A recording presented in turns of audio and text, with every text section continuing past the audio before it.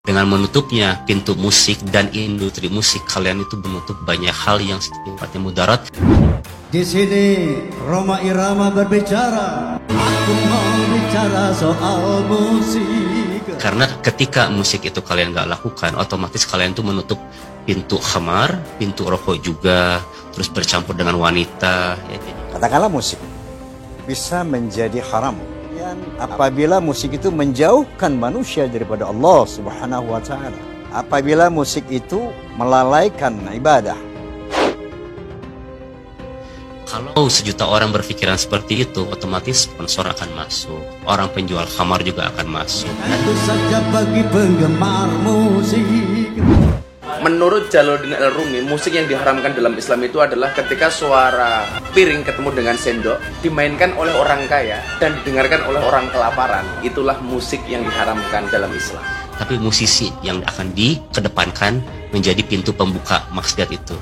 Dia bisa menjadi harus ketika musik ini bisa membawa kepada kemaslahatan. Ketika musik ini bisa membawa manusia lebih dekat kepada Allah. Karena bagi saya nggak bisa membanggakan, ya Allah dulu saya ini menciptakan banyak fans, terus banyak lagu. Di hadapan Allah, pada akhirnya itu nggak bisa meningkatkan derajat saya. Terus goblok meneh. Goblok. Soalnya napa ngajine mbok tentang pondok pesantren, tapi ngajine namung tabayatu buyutuban. Makanya waktu belajar dikasih tahu, kamu belajar Islam harus ada sanadnya. Ya juga ya, betul. Saya belajar jangan-jangan bisa ditipu sama guru saya gitu. Akhirnya goblok karena ya kuno kolan. Jadi saya mengingatkan diri saya sendiri, buat kalian juga, buat para musisi juga, jangan mau menjadi pintu maksiat untuk orang lain memasuki maksiat itu. Jadi tutup setutup erat-eratnya, jangan mau kita jadi pintu maksiat. Uky X Noah menjadi pusat perhatian setelah video berisi pendapatnya soal musik viral di media sosial. Dalam video itu, ia mengungkapkan jika bidang yang dijalaninya dulu itu menjadi pintu maksiat. Terus, kalau saya bilang, dengan uang ini saya bisa sedekah banyak. Tapi kita lakukan yang haram, enggak bisa. Jadi untuk dari segi musiknya. Karena ketika musik itu kalian enggak lakukan, otomatis kalian tuh menutup pintu khamar, pintu rokok juga, terus bercampur dengan wanita. Jadi dengan menutupnya pintu musik dan industri musik, kalian itu menutup banyak hal yang sifatnya mudarat, ujarnya di kanal YouTube. Menurut Uky, musik adalah pintu maksiat. Ia pun mengingatkan buat para musisi untuk tak menjadi pembuka perbuatan buruk tersebut. Jadi saya mengingatkan diri saya sendiri, buat para musisi juga, jangan mau jadi pintu maksiat untuk orang lain memasuki maksiat itu sendiri. Tutup erat-erat, jangan mau kita jadi pintu maksiat, tuturnya. Musisi kembali menanggapi ucapan Uky X Noah soal musik haram dan jadi pintu maksiat. Kali ini Raja Dangdut Rhoma Irama bicara soal dunia yang telah membuatnya terkenal. Rhoma Irama menyebut musik bisa menjadi salah satu sarana untuk berdakwah. Hal itu disampaikannya saat dirinya berdakwah. Bang Haji, saya mau bertanya. Saya lihat di berita-berita musik itu haram, gitar-gitar dibakarin. Gimana tuh Pak Haji? Gitar dibakarin, hujan amat. Komen musik,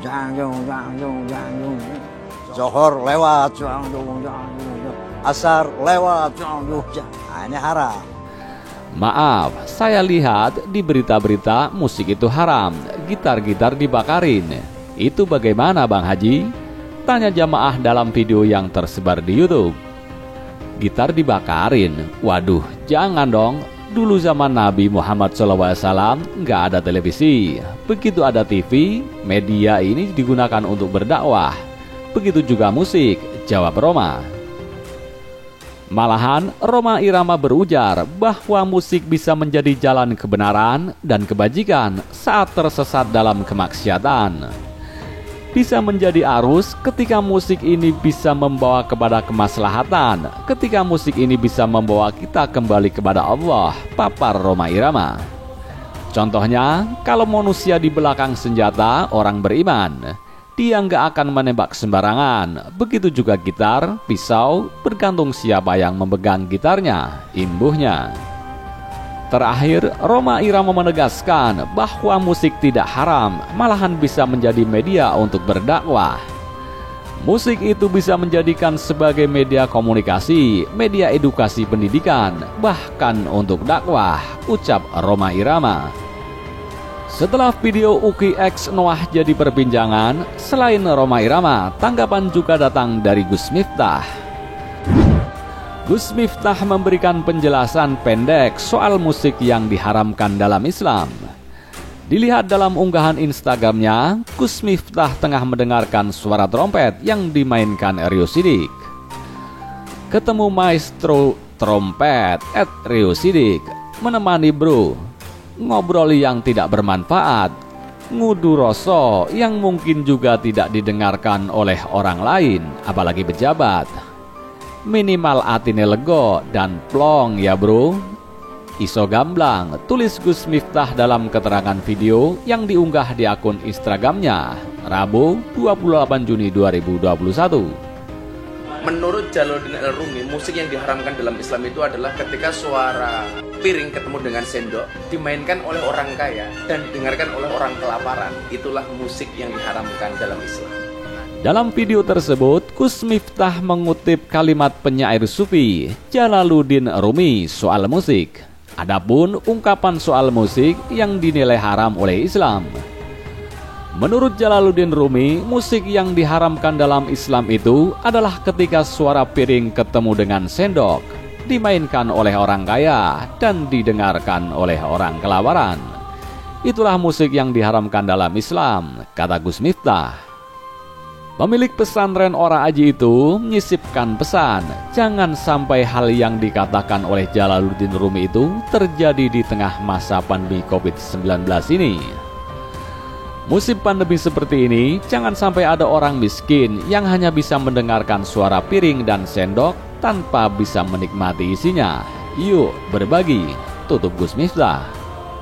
Dengan menutupnya pintu musik dan industri musik, kalian itu menutup banyak hal yang sifatnya mudarat. Karena ketika musik itu kalian gak lakukan, otomatis kalian itu menutup pintu khamar, pintu rokok juga, terus bercampur dengan wanita. Kalau sejuta orang berpikiran seperti itu, otomatis sponsor akan masuk, orang penjual khamar juga akan masuk, dan musisi yang akan dikedepankan menjadi pintu pembuka maksiat itu.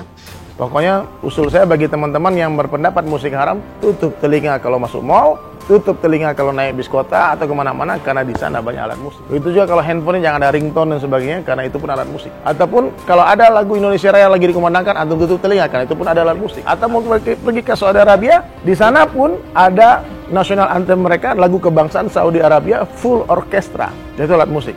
Dan antum mesti tutup telinga, karena kalau antum mendengarkan kemudian angguk-angguk kepala, goyang-goyang, joget-joget, jempol, antum berdosa. Kenapa?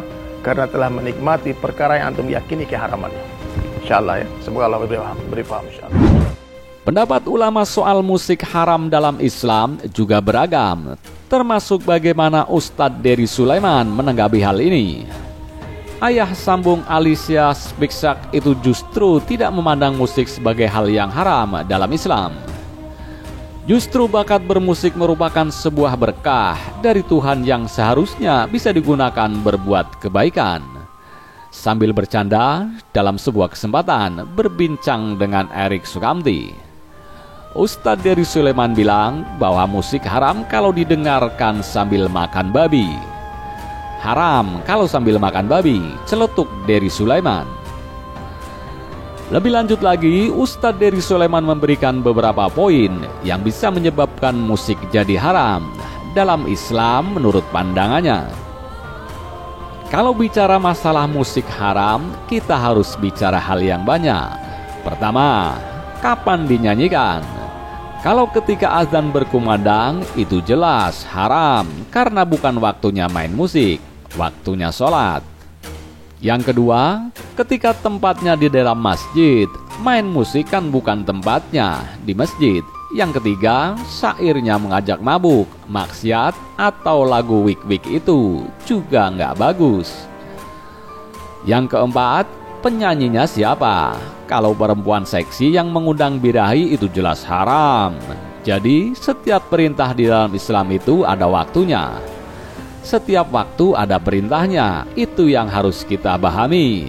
Jelas Ustadz Dery Sulaiman.